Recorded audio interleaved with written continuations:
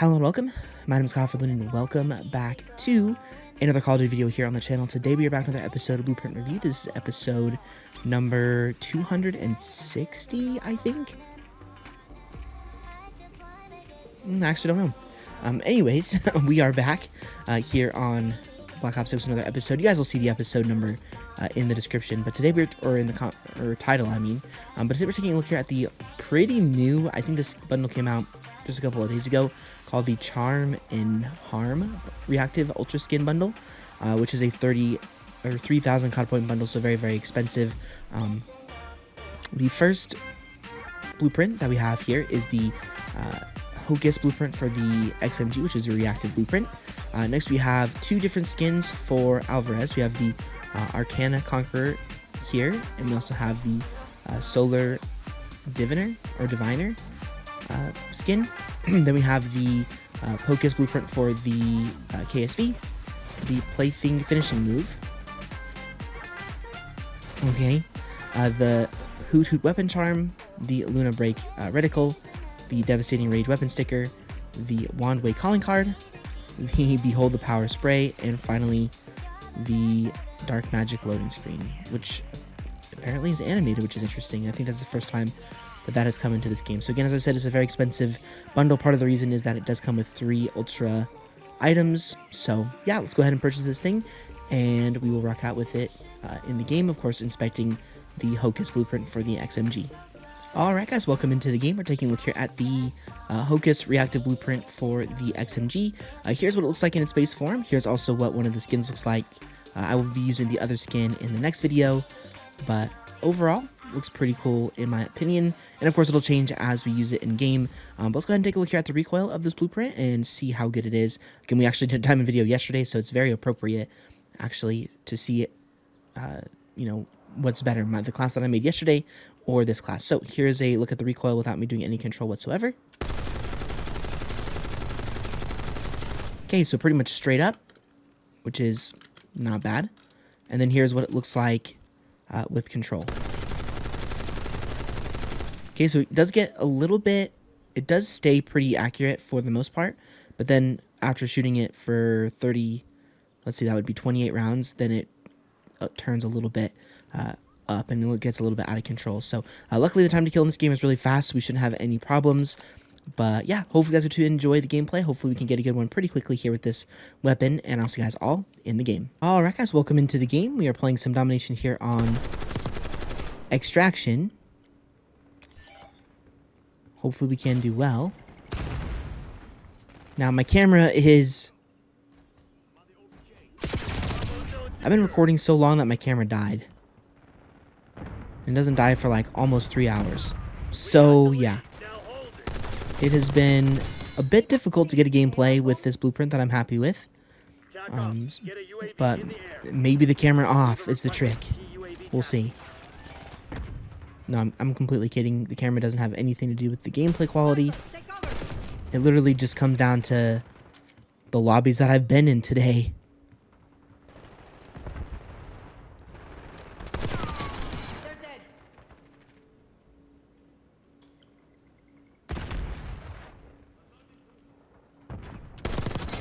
Also, I'm very picky when it comes to gameplay. And so if I get something that I'm not happy with, then I can be really stubborn. And I have not been happy all day with the gameplays I've gotten. So maybe this will be the game. Maybe this will be the hump that we can go over to actually get a good gameplay. But we'll see. I mean, so far it's gone pretty well, so can't really complain. I also really wanted to get a gameplay using the skin in-game, because I figured, you know, 2 skins, or this bundle has 2 skins and 2 blueprints, so, you know, it makes sense that we use both skins in the game. So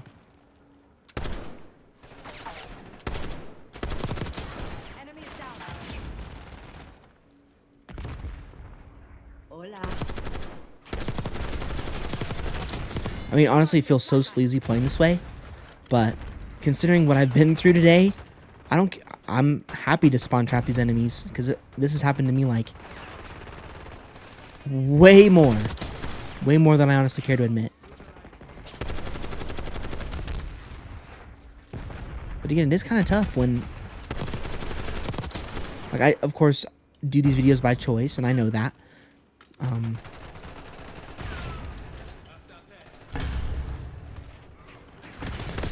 The skill-based matchmaking certainly does not make it easy to get good gameplay with Bleurpints, especially this one, which is, I wish was good, but is sadly just not.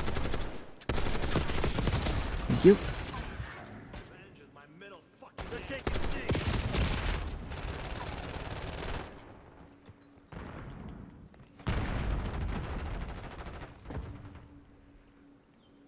Okay. I think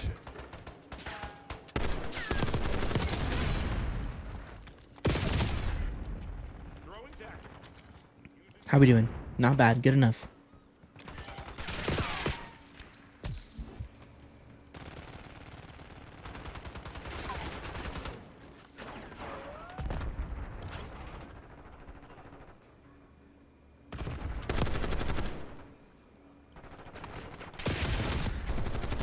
No! Oh my gosh. Guy ran out of ammo, so that was almost a perfect turn-on kill.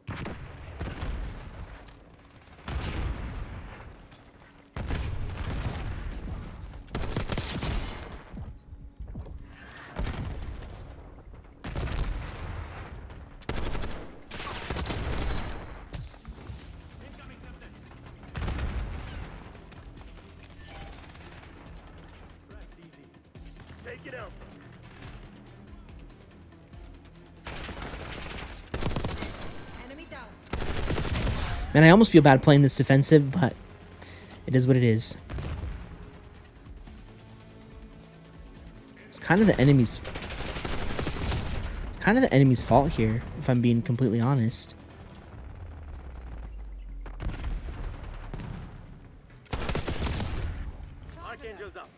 Shoot.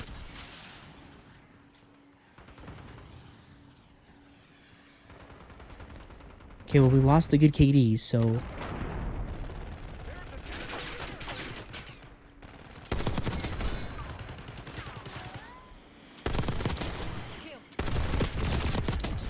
huge. I mean, I should say we lost the acceptable KD. So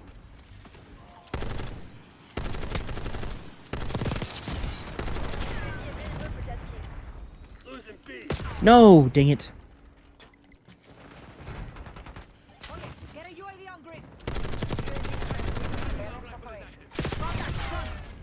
Come on. Can't take that. Can't get deaths like that. Cannot. Just cannot.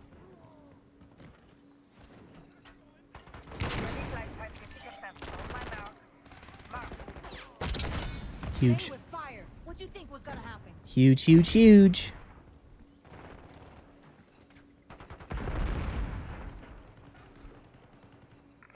We're flying on fumes. UAV are turning to tank. Enemy sniper in my AO. Tango deleted.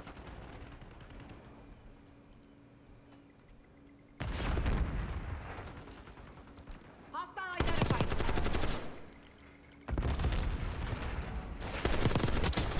Night. Buenas noches.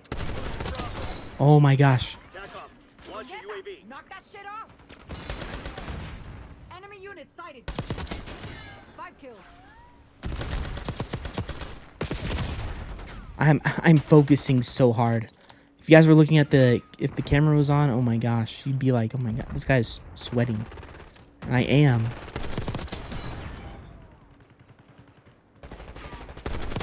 That's why there's not much commentary in this video. Let's go, finally, man. Jeez, I was blessed with a lucky lobby here.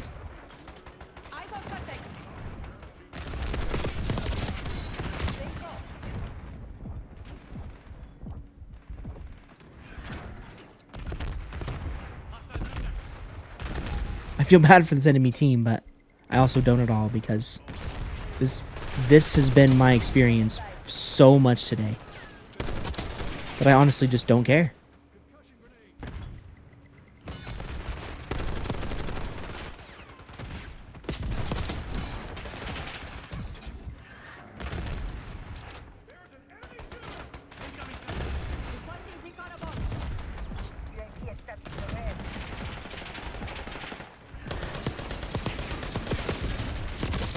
Are you serious? She actually almost killed me? Come on now.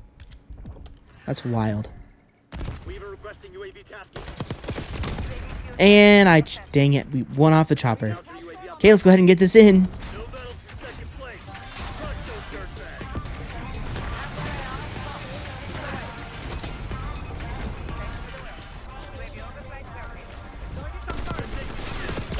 Darn. Well, that's gonna be it. Oh my gosh, finally.